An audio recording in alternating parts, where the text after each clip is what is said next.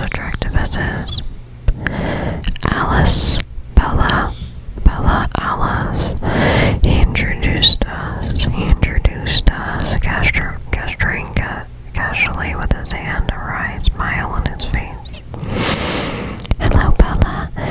Her brilliant obsidian eyes were unreadable, but her smile was friendly. It's nice to finally meet you. Hi, Alice, I murmured shyly. Are you ready? She asked him. His voice was aloof. Nearly, I'll meet you at the car. She left without another word. Her walk was so fluid, so sinuous, that I felt a sharp pang of jealousy.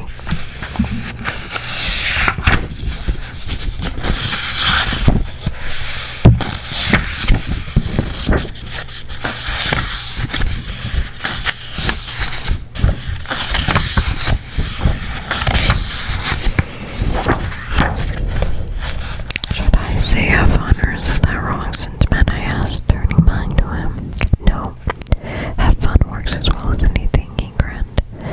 Have fun then. I worked this out wholehearted. Of course I didn't fool him. I'll try, he still grinned. And you try to be safe, please. Safe in Forks, what a challenge. For you, it is a challenge. His jaw hardened. Promise. I promise to try to be safe, I recited. I'll do the laundry tonight. That ought to be fraught with peril. Don't fall in, he mocked. I'll do my best. He stood then, and I rose too. I'll see you tomorrow, I sighed. It seems like a long time to you, doesn't it? He mused. I nodded glumly. I'll be there in the morning, he promised, smiling his crooked smile. He reached across the table to touch my face, lightly brushing along my cheekbone again.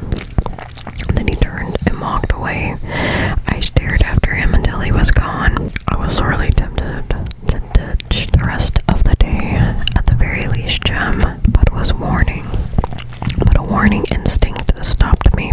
I knew that if I disappeared now, Mike and others would assume I was with Edward, and Edward was worried about the time we'd spend together publicly if things went wrong. I refused to dwell on the last thought, concentrating instead on making things safer for him. I intuitively knew and sensed he did too that tomorrow would be pivotal. Our relationship couldn't continue to balance as it did on the point of a knife. We would fall off on one edge or the other, depending entirely upon his decision or his instincts. My decision was made before I'd ever consciously chosen, and I was committed to seeing it through. Because there was nothing more terrifying to me, more excruciating than the thought of turning away from him. It was an impossibility. I went to class feeling it dutiful. I couldn't honestly say what happened in biology. My mind was too preoccupied with thoughts of tomorrow. And Jim Mike was speaking to me again. He wished me a good time in Seattle. I can't believe that I'd cancel my trip. Worried about my truck. Are you going to the dance with Colin? He asked. Suddenly sulky. No, I'm not going to the dance at all. What are you doing then? He asked, too interested. My natural urge was to tell him to butt out. Instead, I lied brightly. Laundry. And then I have to study for the trick test or I'm going to fail. Is Colin helping you study? Edward, I emphasized, is not going to help me study. He's gone away somewhere for the weekend. The lies came more naturally than usual, I noted with surprise.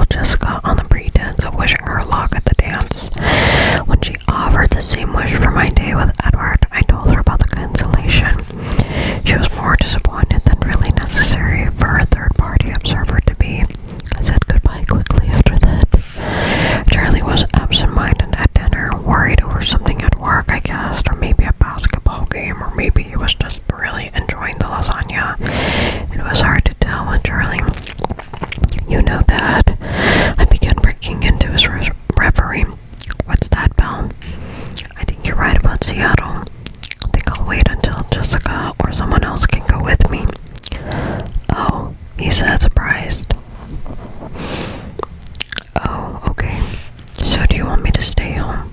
No, Dad. Don't change your plans. I've got a million things to do. Homework, laundry.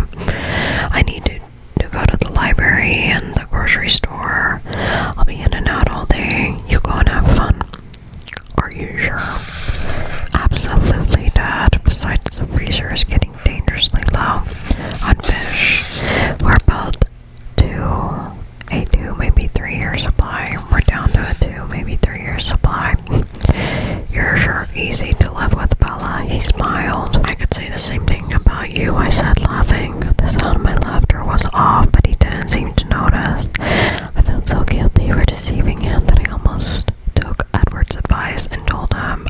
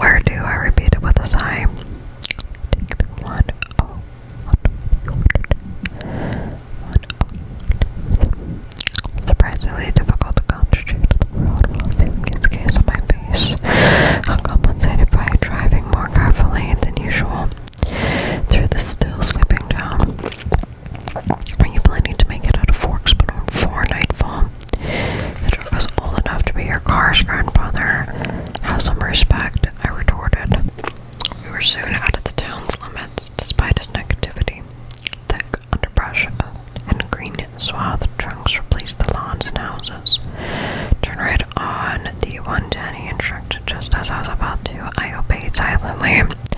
Now we drive until the pavement ends. I could hear a smile in his voice, but I was too afraid of driving off the road and proving him right to look over and be sure. And what's there? At the pavement's end, I wondered. A trail. We're hiking. Thank goodness I'd worn tennis shoes. Is that a problem? He sounded as if he'd expected as much. No.